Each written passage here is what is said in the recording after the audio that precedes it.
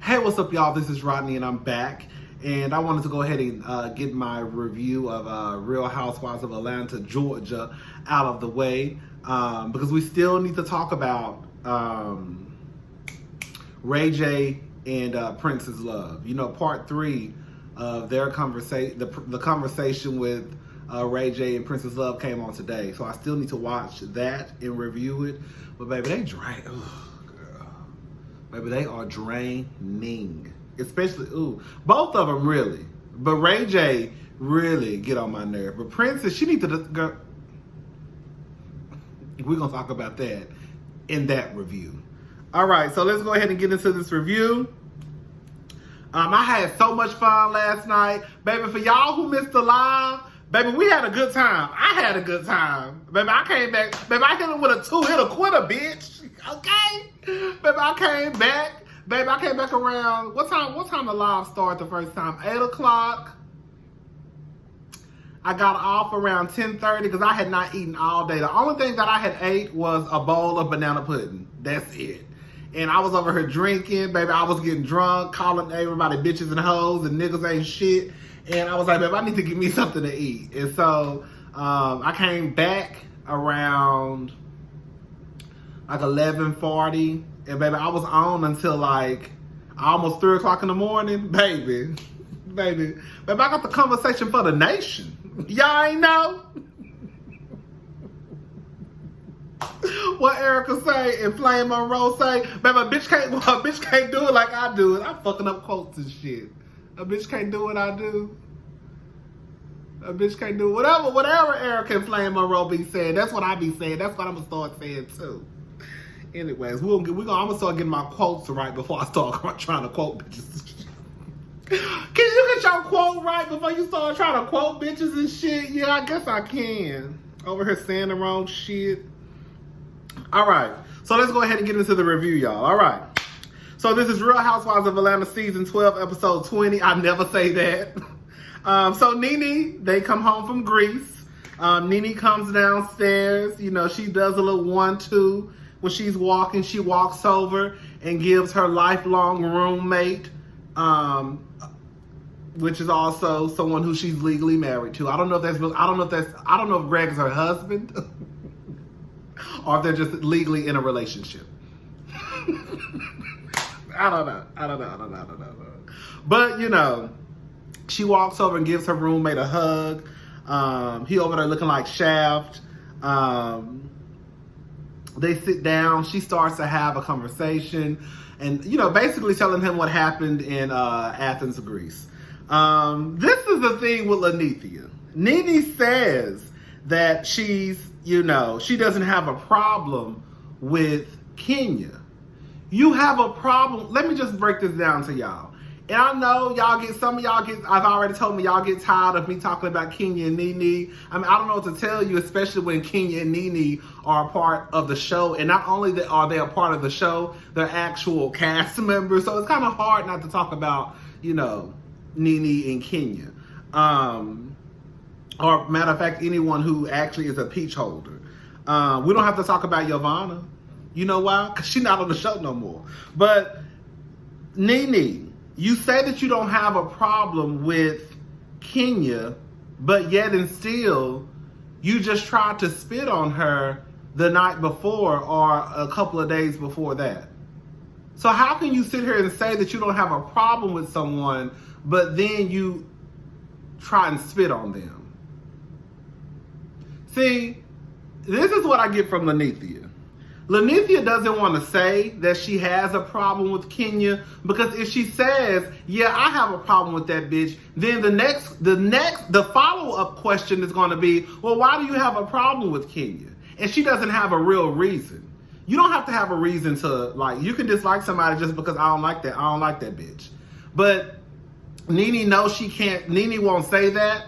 And she knows she couldn't come up with a reason to say, this is why I don't fuck with Kenya more. So she says, I don't have a problem with her, even though I threw popcorn at her, even though I told her I was going to whoop her ass, even though I tried to spit on her. I don't have a problem with Kenya Moore. You do.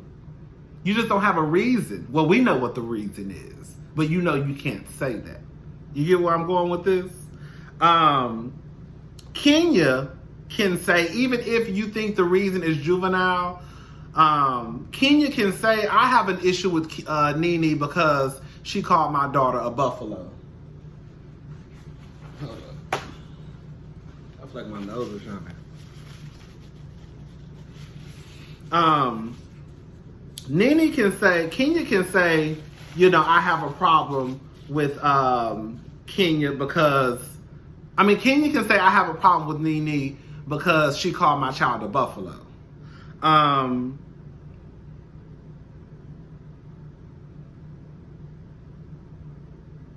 Nene says that Kenya is picking a fight. But you just said that Kenya ignored you.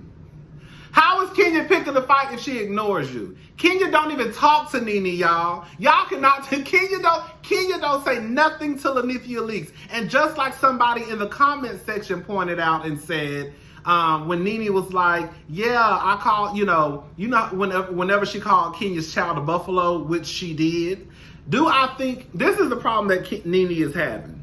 Instead of Nene just saying, yes, I called your child a buffalo, but I didn't mean to. I was actually trying to take a dig at you, and in the process, I accidentally said your child. But I don't talk about children. I'm so sorry about that, and I apologize. That was not what I meant to do. Even though, bitch, you still calling the pregnant woman a buffalo, at least you can explain that, yes, I did call your child a buffalo, but I didn't mean to do that. She won't even acknowledge that she called Kenya's child a buffalo. It's just, I didn't say that. If you feel like I called your child a buffalo, I'm sorry. It's not that I feel, it's that I know because we see it because they replayed it. But just like somebody said in the comment section, when Nene was pissed off at Kenya when Kenya came to Cynthia's party, Nene is saying, when you go get into it with somebody and you going back and forth and you fight and you sometimes say stuff. But the thing is, just like somebody said, Kenya wasn't fighting with you. Kenya wasn't even talking to you. Kenya was ignoring you. So you really were fighting by yourself, and you've been fighting by yourself, Nene, because Kenya don't say shit to you. In one breath you say, Kenya is trying to pick fights with you, but in another breath you say, Kenya ignores me. Kenya don't say nothing to you.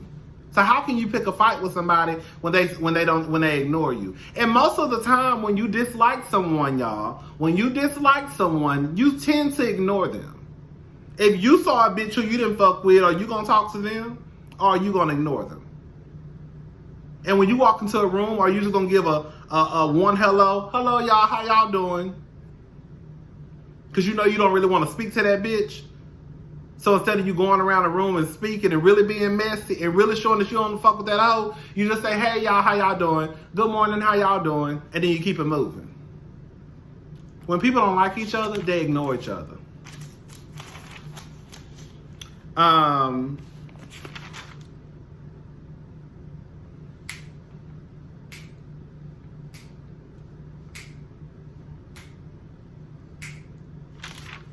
All right. So, yeah, so Nene says, Kenya basically talks about everybody's marriage. They played a flashback of Kenya talking to Miss Lawrence about Portia and Cordell's marriage. But quiet as it's kept, girl, everybody from Kenya to Funky Neva to me to y'all was talking about how Cordell was sucking dick in the park. So we're not gonna act like that. Even Peter.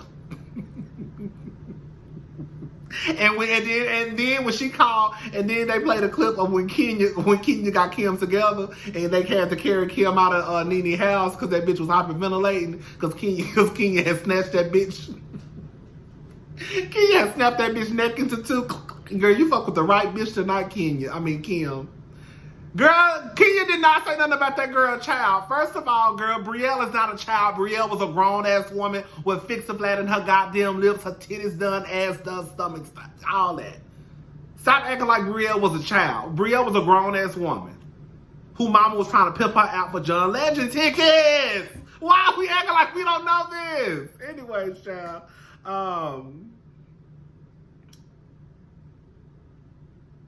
Todd and Kandi are talking. Girl, we'll talk about them in a little bit. Todd and Kandi are talking. Girl, when they played that flashback, When they played that flashback of Kandi telling Todd, don't try to act like you're more successful than me, because you're not. I hollered. Sometimes you gotta bring these niggas back down to earth. Okay? When he told Kandi, let me know your schedule. Oh, Todd ain't got no schedule. Anyways, Cynthia stops by Nene's boutique, Swag Boutique. Nene lets Cynthia know that she had an issue with her and this whole play thing that her and Kandi were gonna try to do, this dramatization. Is that how you say it? Dramatization? That Kandi and Cynthia were gonna do when they were in Athens, Greece. And Cynthia lets her know, girl, I was not gonna do you like that. And I believe it. As much as Cynthia is not innocent, but the same way y'all feel about Tanya, right? We know Cynthia has her ways, but I just did not see Cynthia just coming for Nene's neck. How she replayed it, and I mean how she got up and said she was gonna do it, I really believe that's how she was gonna do it in Athens. Nene probably just felt that, girl, you knew you was, girl, I don't know, girl. Nene felt the way she felt, but in true fashion, when grown people have a problem with each other, especially someone who you call a friend or someone who you may be working on a friendship with or trying to rebuild a friendship, you have a conversation, you break it down, and then you move forward. That's exactly what Cynthia does with Kenya, but for some reason y'all can't grasp that. I don't know. Anyways, so Kenya stops by the estate planner, Kristen. Girl, Kenya basically says she's not looking for a payday. She thinks she makes more money than her man. Girl, you know you make more money than Mark. Girl, let's stop. Kenya makes more money than her man. I don't give a damn what none of y'all say. She says she knows for a fact she has more assets than him. Kenya is the breadwinner, and ain't nothing wrong with that. But we know she is. Kenya is choosing her cousin Lisa to be her power of attorney. Thank God, because let me tell y'all something.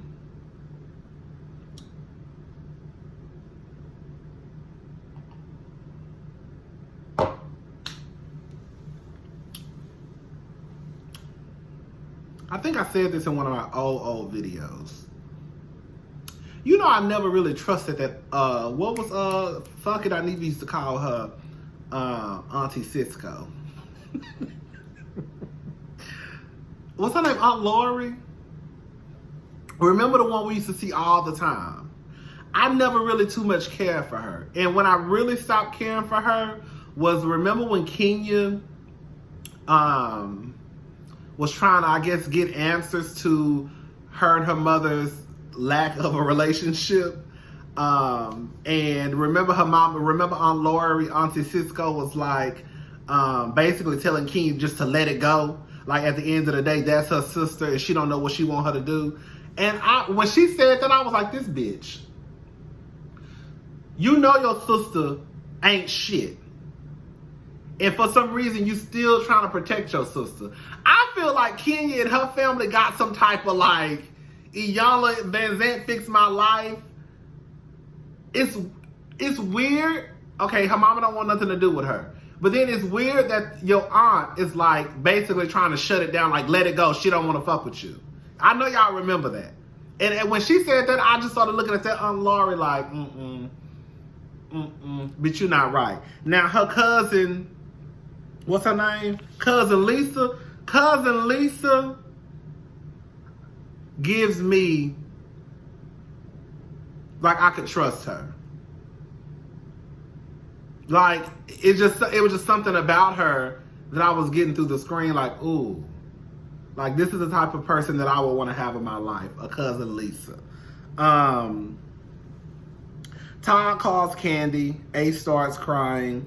I felt sad for Ace. He wants his mommy, but mommy is away at work. You know, daddy ain't got no job, so. You know, Mr. Barris ain't got no job, so, you know. He's a house husband. Eva said, okay, so Eva said she wants 5 kids, but she doesn't know if she wants to carry them all. I said, I know that's right, bitch. You better do like Kim and Kim Kardashian, West, and Kandi. Bitch, who carry their own kids? Y'all carry your own children? No, ma'am, baby. That's so old and ghetto. Yeah, okay. Bitch, I'm not messing up my body. No, ma'am. No, I'm gonna do the same thing that Kim did and Kandi did. We're gonna blame it on my body and say I'm having health issues, but really and truly, I'm tired of these motherfucking kids stretching my body out. So therefore, we just gonna go give a little money to one of these surrogates, okay? To one of these bitches who want to stretch their body out and they can spit these children out. Because I'm done. Eva said she basically done. She letting us know that if she do have another kid, it's gonna be via surrogate because she tired of stretching her body out, okay? And I don't blame her. Bitch, okay? The new way to go if you can afford it, baby, is via surrogate, okay? Down. Cynthia starts telling her what happened in Greece. Even Eva asked her, did you feel some type of way about Kenya when she was basically, I guess, testing you about the wine? No, she didn't. She didn't feel no type of way about it until sneaky-ass Tanya and messy-ass Portia came into her room and made her feel some way about it. But other than that, if they would have never walked into that room, Cynthia never would have thought nothing about that. Anyways, Portia's having an event, March of Dimes. They're talking about more women of color. I'm just gonna break it even further down, girl. From what I understand, I don't know. I think this is a fact that actually black women have more complications during birth, and I think a higher rate of death during birth or after birth. Because I guess when it comes to black women giving birth, that they're like at the bottom of the totem pole. So like if a woman says, hey doctor, bitch, you know, some shit don't feel right, they just kind of like, oh girl, you'll be all right. And then they say, you know, she dead 12 hours later. So I think this is a good event. I think it's a good thing they're shining light on this type of this discussion, because like I said, from what I understand, it may be women of color, but I think it's black women who actually suffer the most.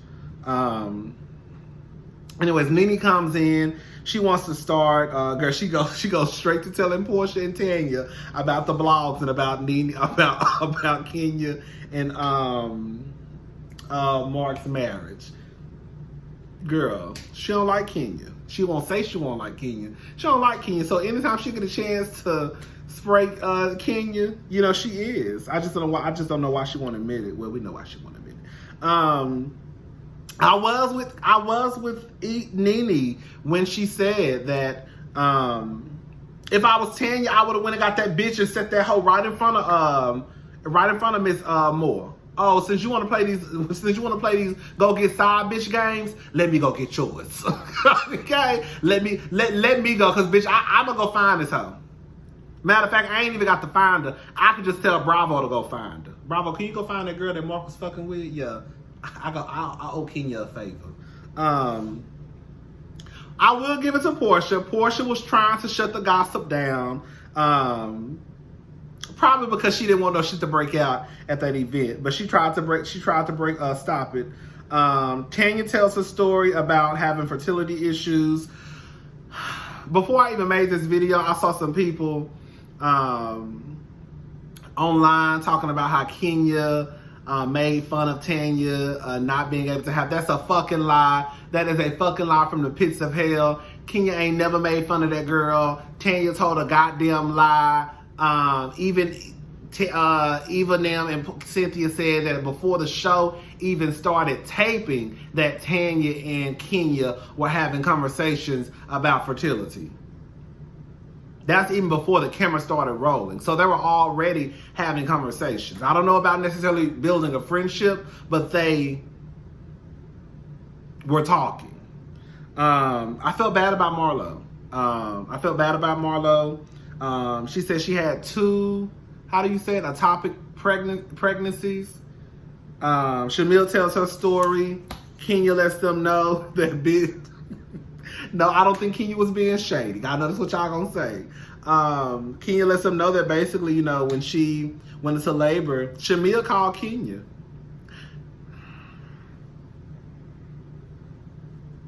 Before y'all even get started and try to go in on Kenya, I want y'all to ask the question, why did Shamia feel so comfortable calling Kenya and not her BFF? Don't go in on Kenya. I need you to ask the question, why does Shamia feel comfortable calling Kenya versus her BFF Portia? That's the question you need to be asking, okay? All right, so girl, here we go with Miss Kandi and Mr. and Mrs. Burris. That's what I like to call them. Oh, so Kandi just made it home. She's already booked and busy. Todd, you know, they're having a conversation. You can tell that Kandi was getting frustrated, but you know, she had, you know, a lot of y'all women, Kandi included, she already let it be known that they have to, was it Kandi and she was having a conversation with, I think Kenya, someone. And remember they were talking about how they have to make their men, you know, they have to make them, you know, allow their men to think that they're the head of household, or, you know, it was a conversation like, basically, girl, we gotta let these niggas think they really running shit, but they really not. But we gotta make them think that they are, because we know their egos are fragile as hell. So Candy's sitting there letting Todd think that he really the head of household, and what he's saying carries some weight, and it really don't. Now I will say this much: could Kandi cut back on some stuff? Yes. Okay. Did she really have to go to Dr. Jackie's event or whatever? No, but she'd already, I guess, accepted the invitation. So there are some things that, yes, I will say Kandi could probably cut back on. But I think that Todd is not trying to meet Kandi halfway. This reminded me so much of Dr. Contessa and Dr. Scott off Marriage and Medicine. Remember when Dr. Contessa was trying to finish school and go to school, and she was flying back and forth and trying to see the kids, and Dr. Scott would never even try to budge or even say, you know what, baby, you stay where you at, I'm going to get the kids and we're going to come to where you at for the weekend. Even when Kandi said, well, why you can't come to Chicago? I can't do that, I got stuff to do next week. Todd, you ain't got nothing to do. Todd Burris, you don't have nothing to do. You can't complain about your wife's schedule, and then when she gives an option, well, how about we do this? You say you shut it down. Okay, so she gonna shut down what you got to say too. I feel like at the end of the day, I'm with Kandi on this one. I get what Todd is trying to say, and there are some things that Kandi should probably cut back on, but I also feel like Todd is pissed off that his career is not going in the direction that he wants it to go. He mentioned something about television and production and him not getting paid, I guess the money that he feels as though he should get paid. Would you have this problem, Todd, or would you have this issue with Kandi working as hard as she did if you were working just as hard? But we don't ever see you doing nothing. We know you as Mr. Burris. We don't know Kandi as Miss Tucker. We know you as Mr. Burris. And I think it bothers you that your wife, I don't want to say jealous, but it bothers Todd. I'm sure Todd sees us when we call him Mr. Burris. Hey, but I think it bothers Todd that Kandi is this woman, and she really is the head of household, and she's working and she's booked and busy, and he's at the house babysitting. Because you better believe, if he was just as busy as Kandi, I guarantee you it wouldn't be a problem.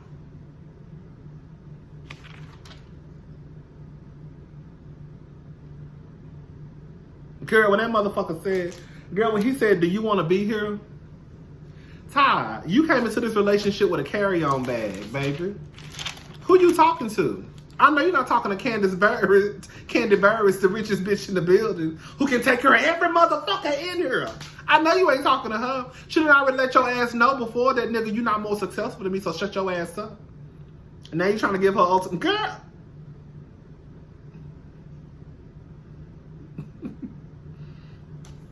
It always be the niggas who come into the relationship, okay, with a toothbrush and some dingy drawers and a Herschel backpack who want to talk the most shit. Do you want to even be here? No. Do you want to be here? Because I guarantee you can't put the most on it. You probably pay the light bill in that house. Okay? Kandi paid for the house and you pay the light bill and the cable bill. You really the bitch in a relationship. Oh, child. Anyway, so yeah. I'm with Kandi. Like, okay, there are some things that Kandi could switch up, but with that being said, I think that Todd is on some fuck shit. If you really are trying to spend time with your wife, it don't matter if you in Atlanta or Chicago. Get some drawers, throw him some Nike t-shirts and some tennis shoes in a bag, and hit the fucking flight. That's it. That's it. That's it. Because Kandi ain't gonna slow down. And she shouldn't have to, especially when you have options. It's one thing if you didn't have the means to hop on planes and go and get there and go, but you do. I'm not saying you should have your child up and through an airport all the goddamn time, but there are a few times I feel like that will be okay. Kandi shouldn't have to always worry about flying back and forth home. How about you fly your black ass up there sometimes to see your wife? Or how about you get a job?